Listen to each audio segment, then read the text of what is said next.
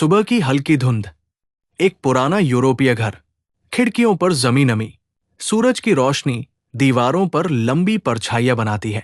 घर के अंदर एक कमरा जो थोड़ा बिखरा सा पर बेहद शांत।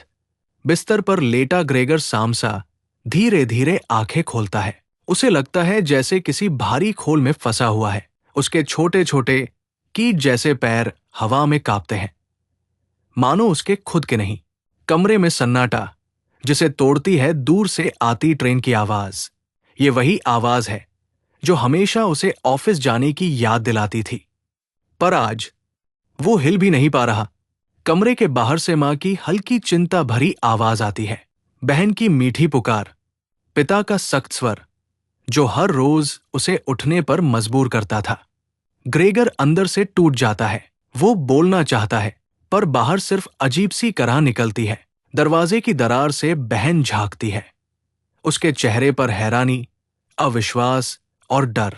मां को देखते ही चेहरा सफेद पड़ जाता है। पिता गुस्से में धक्का देकर दरवाजा बंद कर देता है, जैसे अंदर कोई जानवर बंद हो। कमरा अब एक कैदखाना बन चुका है। दीवारें भारी लगती है, हवा तक बदल गई है। ग्रेगर दीवार पर चढ़ने की कोशिश करता है।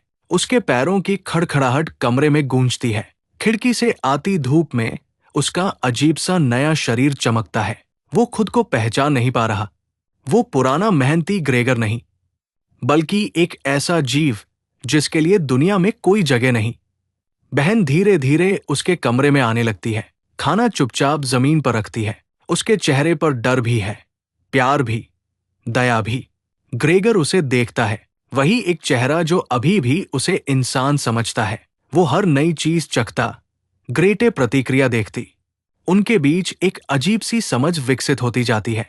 लेकिन दिन ब दिन बहन की आंखों के नीचे काले घेरे बढ़ने लगते हैं। उसके कदम पहले जितने हल्के नहीं रहते। धीरे धीरे उसका प्यार जिम्मेदारी बन जाता है, और जिम्मेदारी बोझ।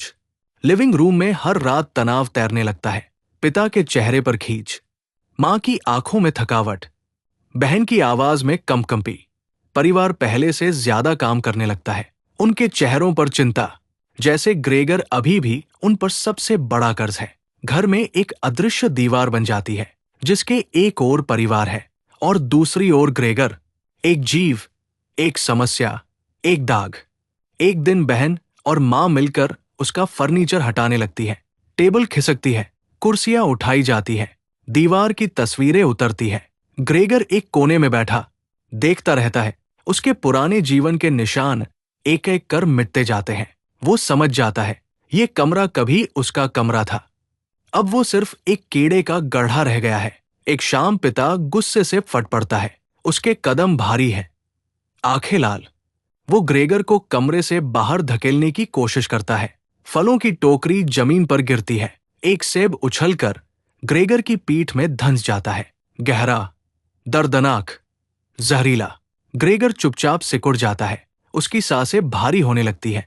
वो अब सिर्फ दर्द नहीं, अपमान महसूस करता है। कमरे में रात गहरी है। खिड़की से आती हल्की चांदनी उसके शरीर पर गिरती है।